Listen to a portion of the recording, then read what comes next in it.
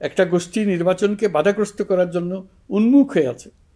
তারা দেশের গণতান্ত্রিক অগ্রযাত্রাকে ব্যাহত করতে দেশের বাইরে বসে ভেতরে থেকে নানা অপচেষ্টায় লিপ্ত রয়েছে। আমাদেরকে অবশ্যই খেয়াল রাখতে হবে তারা যেন নির্বাচনকে সংঘাতময় করে তোলার কোনো রকমের সুযোগ না পায়। মাথায় রাখবেন, পরাজিত শক্তি নির্বাচনের আগ পর্যন্ত বারবার মাথাচাড়া দিয়ে ওঠার চেষ্টা করবে, কিন্তু একটি অবাধ, সুষ্ঠু, নিরপেক্ষ নির্বাচন সফলভাবে আয়োজন করা গেলে অপশক্তির পরাজয় চূড়ান্ত হবে।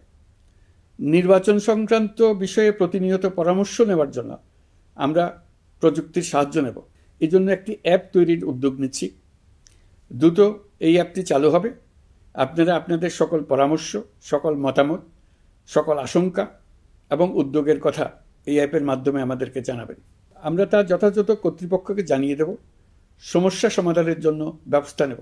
রাজনৈতিক দলগুলোর প্রতি আমার আহ্বান থাকবে, আপনাদের নির্বাচনী ইশতেহারে, আপনাদের প্রতিশ্রুতি, প্রতিজ্ঞা, পরিকল্পনায় কোনো কিছুতেই যেন তরুণরা বাদ না পড়ে, নারীরা বাদ না পড়ে। মনে রাখবেন, যে তরুণ তরুণীরা বাংলাদেশকে বদলে দিয়েছে, তারা বিশ্বকেও বদলে দেওয়ার ক্ষমতা রাখে।